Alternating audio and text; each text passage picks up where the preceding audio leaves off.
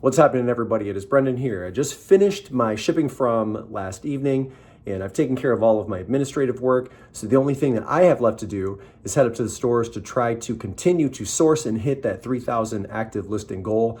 And I'm taking you along for the ride like I always do. I want you to hold me accountable to that. It's been quite a grind so far. At the end of the video, I'll tell you where I'm at numbers wise with those listings. But for now, we're gonna go source and do what we do best. So let's get moving.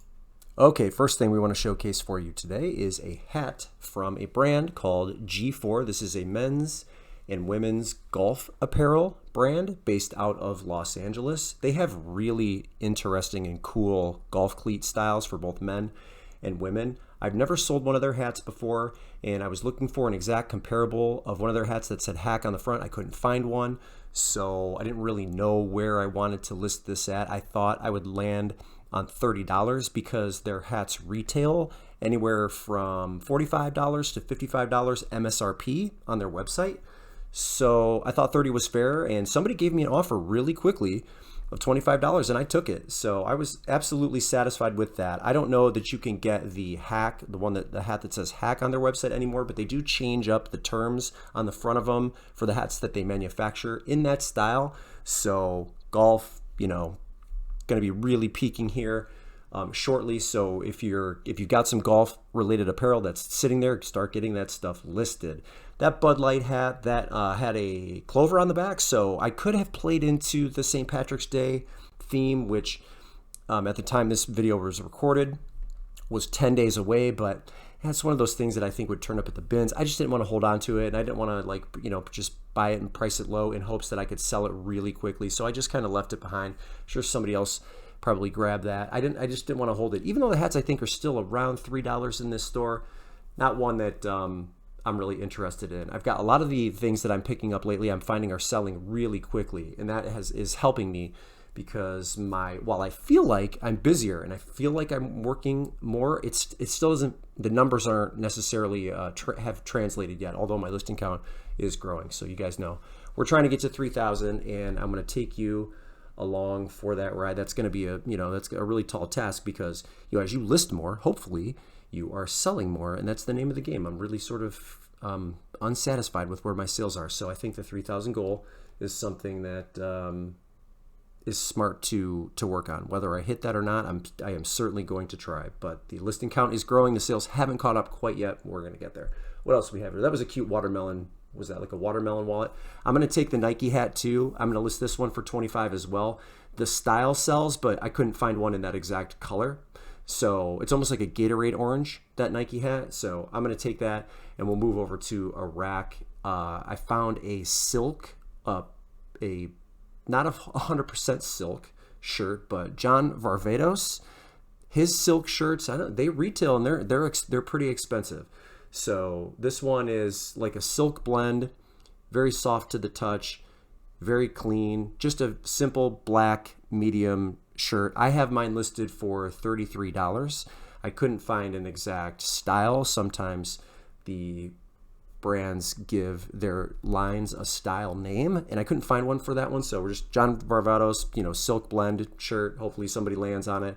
And then I have it listed for, I said 33. It's between $30 and $35. I don't remember exactly. This was interesting. It had those really beautiful pearl buttons on it, that pink with an extra K.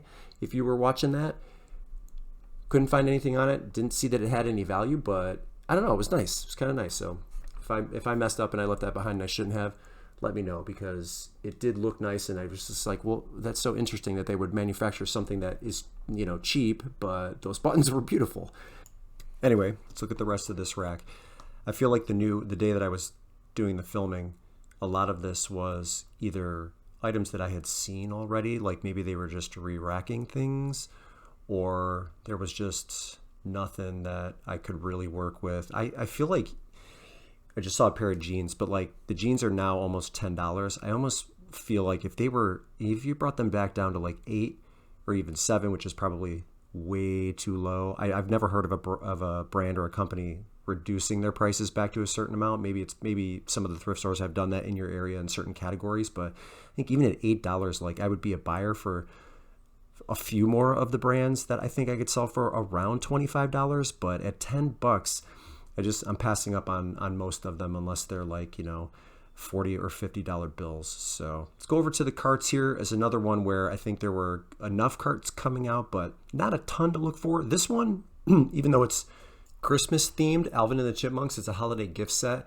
It has 3 DVDs in it, a Christmas one, a Thanksgiving one, and a Halloween one that has really good sold comparables throughout the year. So I have mine listed brand new at $25. I've seen Princess Mononoke. It's a great movie that is sealed, and even sealed, it has no value, unfortunately. So I'm going to pick up the Alvin and the Chipmunks because I will still sell it. I left the, what is that, black and white in color. That was brand new. I left that behind. I probably shouldn't have because that was sealed and maybe I could have gotten $14, $15, $16 for it, but left that one behind. I'll take Alvin and the Chipmunks. And again, we're going to talk some more art here. The artist is John Richard. I haven't done all of the homework on this designer yet, but we have some abstracts like interlocking, intertwined sculptures. If modernist is a keyword that I can use in my listings, again, this is me learning on the fly. I will put it in there, but eBay for John Richards may not be the best. In fact, like a lot of like maybe higher end art probably isn't, eBay isn't the best marketplace for it. It's the only one I sell on though, and I'm trying not to spread myself out amongst a bunch of platforms. But these were $8.99 each. The bronze or gold one, I think I'm going to list at $150, and then the silver one, I think I'm going to list around $130. They actually look kind of nice in my living room right now, to be totally honest with you. So I set them up, and I haven't listed them yet, but I am going to put them on the market. But John Richards, it looks like he makes some very high end art and sculptures. So I think that was a good find. And if I'm lucky enough to sell them for those prices, $9 is amazing. So that'll be a great return. But as far as doing the research on the style, the material, because I'm not sure exactly what that's made out of yet, I still have to do the homework. So it's going to take me a little bit of time to learn that. But that's the category that I want to grow the most in. And I've said that before for 2025. So I'm going to grab both of those. And then I don't know if there was anything else random that I found in this area. We will certainly look. This one is always, you just kind of never know what you're going to find in this area of the store. There's home goods, there's decor. They even have, tumblers towards the end here. It's just always mixed up. But because of that, sometimes you can find stuff that isn't, readily noticeable at first glance. I don't see anything else. We're going to go with the sculptures, go back to the carts that are now stale. And if this was in better condition, I would grab it. Le Creuset teapot. I'm not even worried about you saw the little mark or indentation on the side, but take a look at the plastic. The plastic looks really burnt through. I'm surprised actually at the low quality of this item coming from this brand.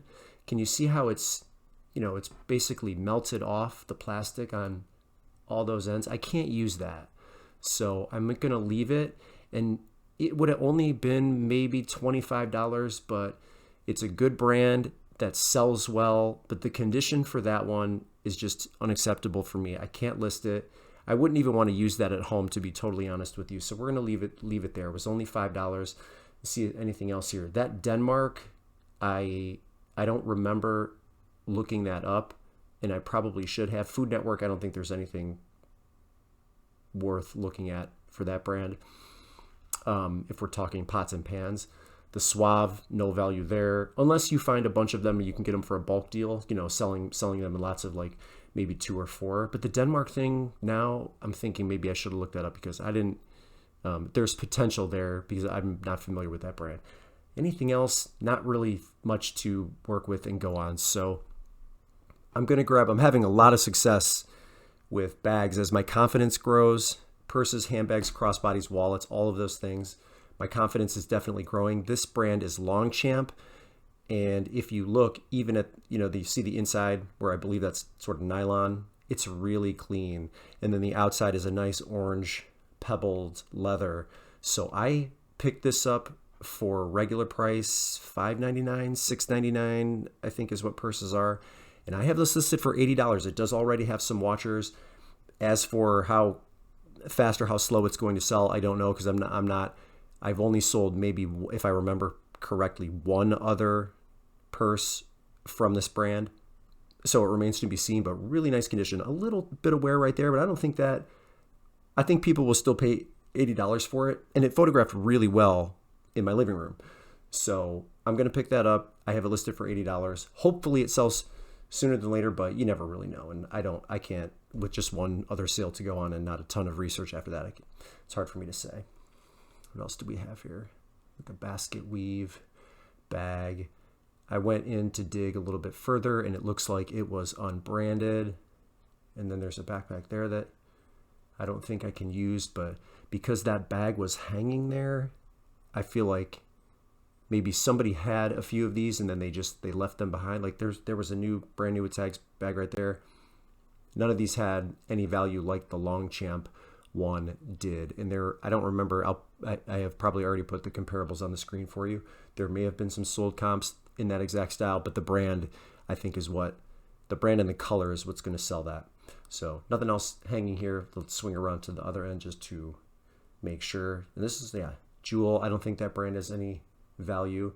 This croc pattern, I think this was a generic brand, Americana, something or other, and it felt cheap, so can't work with that. So we are going to move on over to the world's smallest sporting goods section, and I'm fortunate because there was actually something to grab. These softballs, tattoo softballs. I think the brand is AD Star. I don't know if these are sold exclusively through Dick's or not, and I don't know what the subtle differences are in the manufacturing of softballs. So you can see the item number. They all have different SKUs when you look at them at Dick's, and they're all offered around between like $65 and $80 brand new for a set of however many. I don't know how many was there. I think it was a set of 12. So I have mine listed for 70 as well. As for how fast or slow they will sell, I'm not really sure, but it's the season for that. So it's going to be peak season is really what I'm leading towards. And I don't sell a lot of softballs. So the fact that those were brand new, the fact that there's a large marketplace of them on Dick's, and the solds were pretty good, even though I think I see a lot more pre-owned, to be honest with you, than them being sold new on eBay. I'm still going to list them for $70 and we'll see what happens. And then there was another iRobot that I thought might work for me, but I started to have my doubts that this one either was missing components or just it didn't pass the eye test to me when I was looking at it there. So I'm gonna leave that one behind. And the area here is pretty thinned out, so there wasn't really much to work with along the lines of electronics. And I'm willing to pick more of them up now because I've sold through a lot of them. In fact, I don't have very many VCRs that I'm carrying, so I'm looking for them, even though obviously the market for most of those has caught up pretty well, so the prices are coming down. But very thin in this store. They've cleaned a lot of that stuff out, and we're just going to go with the softballs. And there's one more hat here that I want to show you that I think is interesting. Hamilton watches. When I was looking at the active listings, there's, for this exact hat, which looks like it's brand new, so I'm going to list it pre-owned, but in new condition. It doesn't look like it's ever been worn. They are in the $60 to $70 range, but the solds for a good number of them, again, were really closer to $40 to $50. So that's where I'm going to list that hat, $50. Can you believe that? I thought that was amazing. So another one where I have no idea how fast or how slow that's going to sell. I feel like I'm always surprised with both. And but there are solds in the $50 range for either new. I think I saw one for $55 that was a sold that was maybe new without the tags. This Cowboys hat would have been pretty sweet. It's a suede hat from AJD, and AJD is a pretty good vintage snapback hat brand, but it was in too poor of condition. It was missing the feather on the other side, and then it had I don't know, let's just call that chocolate on the top. So I'm leaving that hat behind, but that would have been good for maybe $75 or $80 if it was in better condition, but got to pass on it. Don't want to hold on to that. And then I found a Nambe piece, even though this isn't the most exciting one. It does have some scratches on the side. The number for this bowl is 530, and they do want $8 for it. So I don't think I can list this for any more than 25. At least that's not what the solds are telling me. So $25 in hopes that I sell it sooner than later because it is a non-bay piece. But that's where that's going to have to be priced. And yeah, they've taxed it a little bit. But you know what? You win some and you lose some as far as pricing goes. And it's as amazing as this sounds. At least in my area, it's inconsistent. It's sort of just based on who is doing the pricing. I don't know if you experience that in your area. It's not always very consistent along along the lines of, this is always going to be priced this way. This is always going to be priced this way. There's lots of flexibility in the pricing in my area. So whatever, I'm not complaining, I'm just saying. Non-bay, it's maybe the third or the fourth piece that I've found this year, and I'm still holding on to one, but like I said, hopefully $20, $25 for that. And then just going through this area one more time. This was a nice piece, but couldn't find a brand on it, so didn't know what to do with it. Put it right back. And I think that is it for this trip. Okay, so as far as active listings go, I have 2,101 active listings with 13 left to post today. So this climb has been a real grind. I'm growing so slow, but I will get there. And I appreciate you coming along with me. Thanks again, and we'll see you in the next one.